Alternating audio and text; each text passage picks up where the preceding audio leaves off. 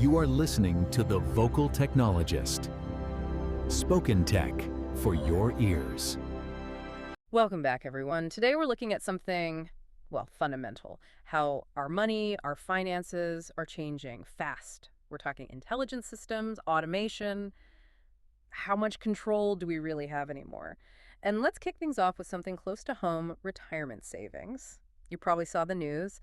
President Trump's executive order. Oh, yeah, the one directing the Labor Secretary to look again at ERISA guidance. Exactly. ERISA, the rules for private pensions, 401k, that sort of thing. The idea is to potentially let alternative assets in. Think crypto, private equity, maybe even real estate. Right into those defined contribution plans where, the employee takes on the risk and the reward. And the scale here is just massive. We're talking about potentially impacting, what, $8.7 trillion in assets? It's huge. And you already see players like BlackRock, Empower, sort of positioning themselves, maybe looking at funds with like 5 to 20% allocation to these alternatives. So what's the big picture implication here? Well, it's revolutionary, really. It challenges the old ideas about safe retirement investing. On one hand, proponents say, look, better diversification, maybe higher long-term return. But there's always a but, right? Always. The flip side is, well, significant concerns. You've got potentially higher fees, definitely longer lockup periods for things like private equity, and just less transparency compared to plain old stocks and bonds. Makes sense. More potential reward, but maybe harder to understand and get out of. Precisely. It really boils down to balancing access versus risk. You need a whole different level of diligence for these kinds of assets. Okay, so retirement saving is shifting. Does that mean, are we also rethinking what money is? Because I saw Ripple just made a pretty big move. You mean the Rail acquisition? Yeah, $200 million for that Toronto-based stablecoin payments platform. So what's the strategy there? Is it just about their own stablecoin, the RLUSD? Mostly, yeah. It's about driving adoption for RLUSD for sure, but also about strengthening their whole global payments network. It fits right into this Money 3.0 idea for stablecoins. Yeah. Money 3.0. Explain that a bit. It's this idea that we're moving away from the old financial system, slow batch-based processes towards money that's real time and maybe more importantly, programmable. Programmable money. Okay. Yeah, it opened up totally new kinds of markets, new ways to build value. And the market's already booming, $232 billion now, maybe $400 billion by year end. Oh. But the key thing for issuers like Ripple is getting those network effects going, getting users on board. It raises this interesting question, though. If money's programmable, who's writing the programs? Who sets the rules? Good point. So money is changing, becoming programmable.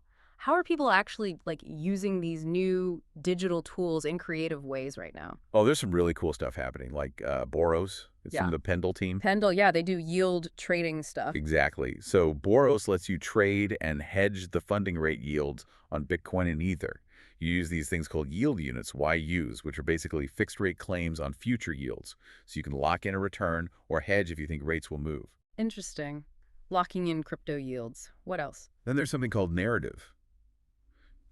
Well, it's different. It's a perpetual information market. You're not betting on price exactly, but on trends, on mind share. Betting on ideas, like how popular something will be? Sort of like speculating on the influence or virality of a concept. Pretty wild, isn't it? Definitely different. But this brings us back to that control question, especially with AI. I saw something about Comet, Perplexity's browser agent. Ah, yes, the Comet experiment. That was fascinating. It actually created a crypto portfolio, but Bitcoin, Ether, Solana, Cardano, XRP. It bought them on its own. Based on its own analysis, yes. Executed the trades directly on Coinbase.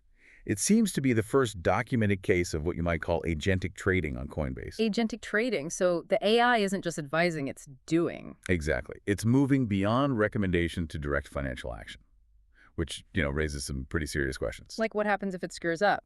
Or does something totally unexpected? Who's responsible then? Precisely. If the AI is pulling the trigger, where does accountability lie? It's a huge step. Incredible. And, with all these rapid changes, AI trading, new kinds of assets, the rules need to keep up, right?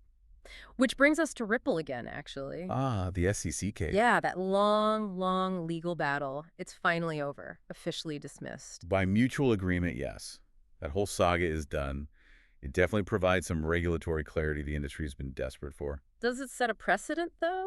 Or is it just, a one-off resolution? That's the million-dollar question, isn't it? It suggests a possible way forward. But the relationship between this kind of innovation and the regulators, that dance is far from over. So wrapping this all up, quite a journey today. We've gone from your 401k potentially holding crypto to money itself becoming programmable, AI making trades. And major regulatory cases finding resolution. It's a lot. It really is. So what's the big takeaway for you listening right now? I think it's worth considering how all these shifts in policy, in tech, in the actual financial tools we use aren't just changing markets. They're kind of redefining what personal financial autonomy even means. Yeah. How much control, how much agency will our money really have in the near future? And how much are we willing to delegate to these increasingly intelligent systems? That is definitely something to think about. A powerful question as we all try to navigate what's coming next. Thanks for joining us as we explored this financial frontier today. Keep exploring, keep questioning, and we'll catch you next time. Spoken Tech for your ears.